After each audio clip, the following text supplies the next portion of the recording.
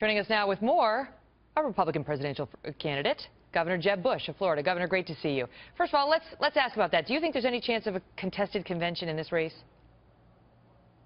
It could be because of the RNC rules of proportionality for a bunch of states in between March 1st and March 15th, but my focus is on the next 3 days here in South Carolina. But it's possible, well, given the large number of people running still, it's possible that you could get to a contested convention. Hadn't happened in a long time.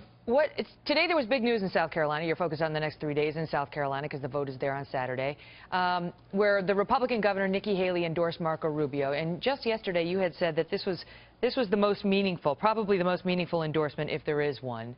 I mean, I assume you would have liked to have had it. Your reaction to Marco Rubio getting it? Absolutely, I would love to have had it. And if it's meaningful, having a popular governor endorse you is the best you could get. So kudos to Marco for garnering that endorsement. But it may not matter because endorsements sometimes don't. Governor Haley endorsed Mitt Romney last time, and he came into the state with a big lead, and Newt Gingrich won by 20. So, you know, it's a volatile time. I'm focused on telling people that I have a steady hand, that I have the ability to lead, that I have a proven record, and I have ideas to lift them up, and I have the support of people that understand that we need a commander-in-chief that is capable of leading this country and having the support of showing the support to the armed forces. So that's my message. It seems to be resonating. There's a tracking poll here from the South Carolina legislature that shows a three-way race, dead heat for second place, and I've been moving up, and other candidates have kind of been stalled out at their point, you know, so I'm going to work hard. You mentioned the commander-in-chief. You, of course, used to be governor of Florida. There's news in their region today, just breaking on ABC News, that within the next month, our current commander-in-chief, Barack Obama, plans to visit Cuba, which would be the first time in 80 years a sitting president has done that. The last was Calvin Coolidge. The price of a house in that year was $7,000. The price of a car was $265. So it's been a while. Your thoughts? Yeah. Well, it's a tragedy in my mind that we have diplomatic relations and the president's trying to build legacy here when, if you have a different view than the Castro regime, you're put in prison. The ladies, damas en blanco, the ladies in white, continue to be beat up after Mass on Sundays. Political dissension does not exist. There's very little capitalism. Small businesses don't flourish there. You basically have to deal with the Castro government if you want to do business there. So you feel he's legitimizing this system? It breaks my heart.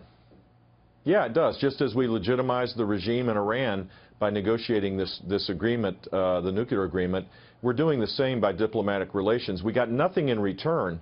And my hope is that Cuba will be free one day, and that's when the president should be going there, not in time when there's no efforts to free the country for its people.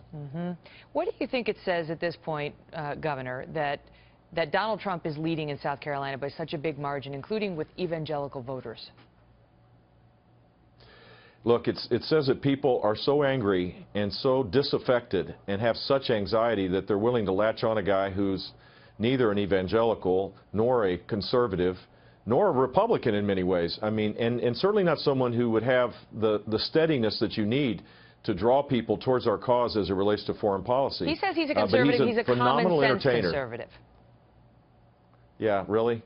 Well, his views have shifted on every position, whether it's the pro-life cause, the Second Amendment. It wasn't that long ago he was for a 14.5% tax on assets. He admires the single-payer system.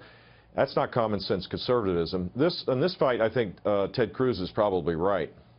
It was an interesting idea to think of Ted Cruz sitting there taking Donald Trump's deposition. What would happen when Trump objected? Overruled.